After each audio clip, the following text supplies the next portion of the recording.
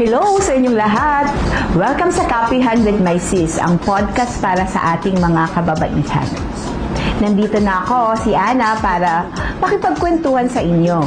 Mamaya isasamahan tayo ng aking co-host na si Nudge. 2025 na at halos matatapos na ang January. Ang bilis ng araw, di ba? Siguro ay dahil sa dami ng mga iinit na issues sa bansa. Tatlo yung sobrang bigat na mga issues. Yung controversial na national budget, yung panukalang impeachment ni VP Sara, at ang pinakamabigat lalo na sa ating mga kababaihan at nanay, ang usaping pagkain, trabaho at pagkakasakit. Talagang mahirap ang buhay ngayon. At yan ang ating pag-uusapan kasama ang ating special guest na si dating Congressman Erin Tañada. Alam ba ninyo na si Kong Erin ay isang kilalang abogado na nagsilbi sa 4th District ng Quezon Province? Sa Kongreso, marami siyang importanteng batas na naipasa. Nandyan ang Cheaper Medicines Law at ang pagpapalakas sa PhilHealth Charter. Kong Erin, tayo po muna magkape.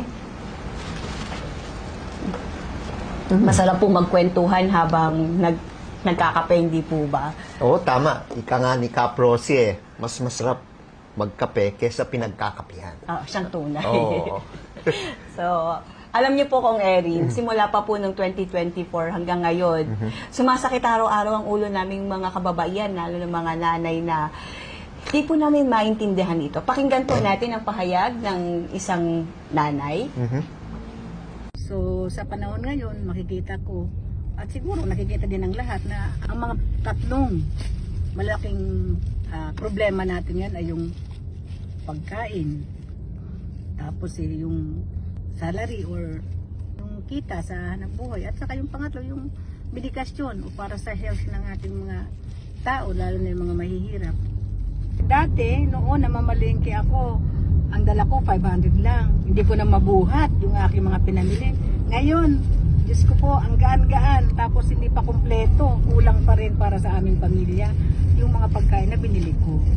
Malnutrition ang nangyayari sa mga anak nila kasi hindi makabili ng masustansyang pagkain. Dahil wala silang malaking sweldo ang mga magulang. So yun ang napakalaking problema ngayon. Napakahirap magkasakit ngayon. Lalo na dun sa mga pamilya, nakakaparampot ang kanilang sweldo. Wala silang kakayanan para bumili ng gamot na mga inirereseta ng doktor na napakamahal din ng gamot. Wala namang tayong maihinga ng minsan ng mga barangay. Hindi ko malaman bakit walang libreng gamot. Napakahirap talaga. Kawawa talaga yung mga walang pera dahil ang medikasyon ay napaka-importante talaga sa buhay ng tao. Hindi ko afford ang mga presyo ng gamot, sobrang mahal. Yun ang minuwari ko lagi.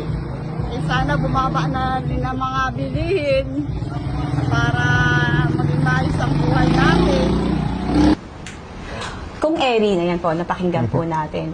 Bakit po kaya halos linggo-linggo ay tumataas ang presyo ng pagkain tulad ng isda, karne, bigas, gulay?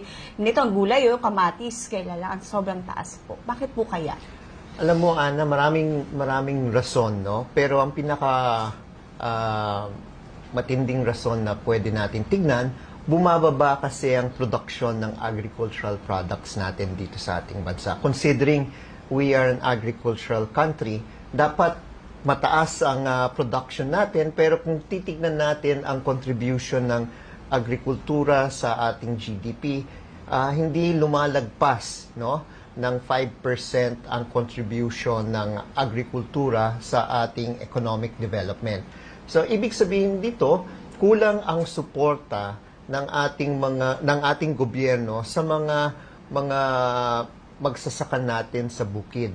At kaya kung titignan nga natin, dahil kulang sa suporta sa bigas, sa vegetables, kamatis at iba pa, di syempre, kukonti lang po ang naproproduce nito, at dahil marami ang gustong bumili, law of supply and demand yan, pag konti ang production, tapos mas marami ang gustong bumili, tumataas ang presyo. Kaya nga po pala, no? Pero minsan po, di ba po, may nakikita po tayo na mga gulay nila hindi natatransport, nabubulok lang. Yan rin ang isa sa mga problema po natin dahil walang access ang ating mga farmers direkta sa merkado.